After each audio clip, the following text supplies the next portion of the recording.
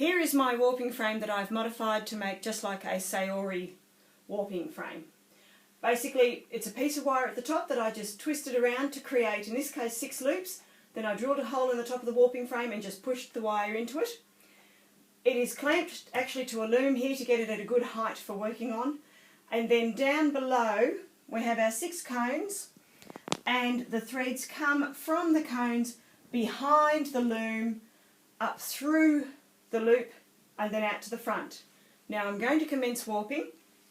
Basically you gather them all together, tie a slip knot in it,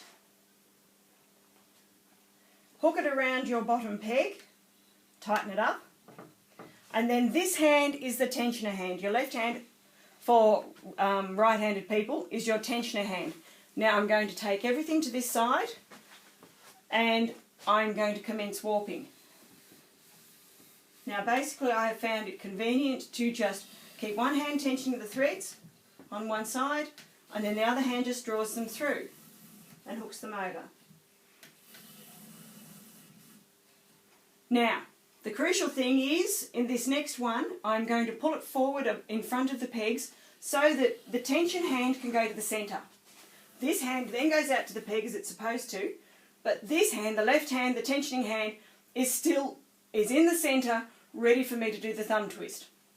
Okay, for the thumb twist we go over and around, hand on it, over and around, hand over and around, hand over and around, hand over and around, hand over and around, hand over. Now we can transfer the tension from the left to the right. Now there was a loose thread, but with me moving like that, that loose thread disappeared. If there were any problems, like that looks a little interesting, you can basically just pull your threads and tension it up. Here we have our alternating cross for threading.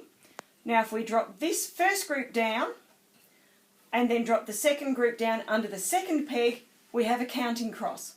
Now we can push everything back in and we're basically reversing the procedure. So right hand comes across and brings it down. Left hand can now move back to its running area, you might say, for tensioning, for spreading the warp down. Okay, it goes down, right hand pulls it across to the hook, to the peg, down to the next one and across, down to the next one and across, down to the next one and across, down to the next one and back up and across and across and across and over the peg, across and over the peg. Good point to probably just push your threads back to the back. Right, and again we're moving to the centre. So we hook over the far peg, but the hand is pretty much in the centre. We go thumb over and twist, hand down. Thumb over and twist, hand down. Thumb over and twist, hand down.